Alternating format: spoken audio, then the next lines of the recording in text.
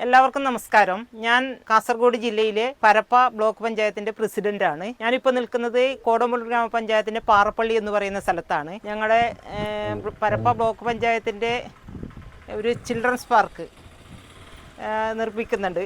അതിൻ്റെ ഭാഗമായിട്ട് ഇതേ പാറപ്പള്ളിയിൽ ശലഭ പാർക്ക് എന്നുള്ളൊരു വാർഷിക പദ്ധതി ഞങ്ങൾ 2024-25 വാർഷിക പദ്ധതിയാണ്. ഇതിപ്പോൾ സ്പിൽ ഓവറായിട്ടാണ് ഉള്ളത്.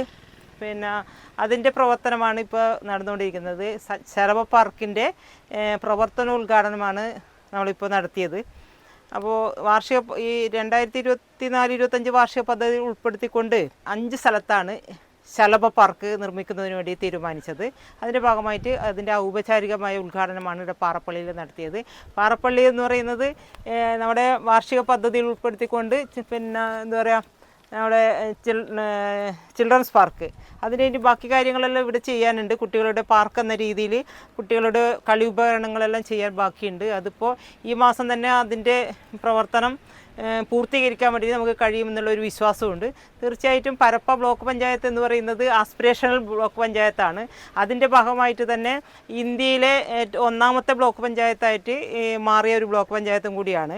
വാർഷിക പദ്ധതി എന്ന് പറയുന്നത് ഞങ്ങൾ ഈ 4 വർഷക്കാലം വാർഷിക പദ്ധതിയുടെ ഭാഗമായിട്ട് 100% പദ്ധതി തുക ചെലവഴിക്കുന്ന പഞ്ചായത്തും കൂടിയത്. ഏറ്റവും കൂടുതൽ SC/ST ജനവിഭാഗം തിങ്ങിപ്പാർക്കുന്ന ബ്ലോക്ക് പഞ്ചായത്താണ് ഞങ്ങളെ ബ്ലോക്ക് പഞ്ചായത്ത്. അതുകൊണ്ട് തന്നെ കേന്ദ്ര ഗവൺമെൻറ് 500 ബ്ലോക്കിനെ തിരഞ്ഞെടുക്കുമ്പോൾ കാസർഗോഡ് ജില്ലയിൽ പരപ്പ ബ്ലോക്കിനെയും കൂടി തിരഞ്ഞെടുത്തതാണ്.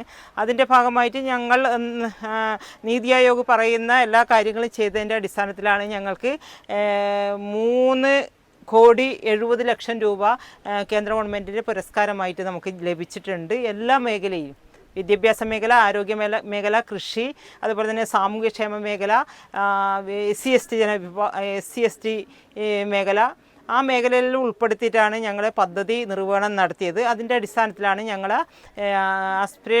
നീതി ആയോഗിൻ്റെ ഭാഗമായിട്ട് ഞങ്ങളെ കേന്ദ്ര ഗവൺമെൻറ് ഞങ്ങളെ ബ്ലോക്കിനെ തിരഞ്ഞെടുത്തത്. അത് വളരെ വളരെ സന്തോഷമുണ്ട്.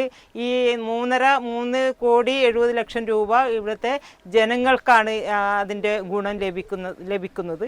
തീർച്ചയായിട്ടും PMAYയുടെ ഭാഗമായിട്ട് 3,730 വീടുകൾ നമുക്ക് ഇപ്രാവശ്യം കിട്ടിയിട്ടുണ്ട്. അതിൻ്റെ ഭാഗമായിട്ട് അതിൻ്റെ ഒരു പ്രവർത്തനം ഒരു ഭാഗത്ത് നടക്കുകയാണ്. അപ്പോൾ കേരളത്തിലെ ഗവൺമെൻറ് തരുന്ന ഫണ്ട് 100% ചെലവഴിക്കുന്നതിനപ്പുറത്ത് മറ്റു ഏജൻസികളെ ഫണ്ട് അടക്കം നമുക്ക് കിട്ടുന്നുണ്ട്. കേന്ദ്രാവിഷ്കൃത പദ്ധതിയുടെ ഭാഗമായിട്ട് ഫണ്ട് കിട്ടുന്നുണ്ട്. അതേപോലെ തന്നെ ആസ്പിറേഷൻ ബ്ലോക്കിൻ്റെ ഭാഗമായിട്ട് പുരസ്കാരത്തിൻ്റെ തുക നമുക്ക് ലഭിച്ചത്, അതും നമ്മൾ അതിൻ്റെ ഭാഗമായിട്ട് പിന്നെ പ്രവർത്തനം നടത്തി വരികയാണ്.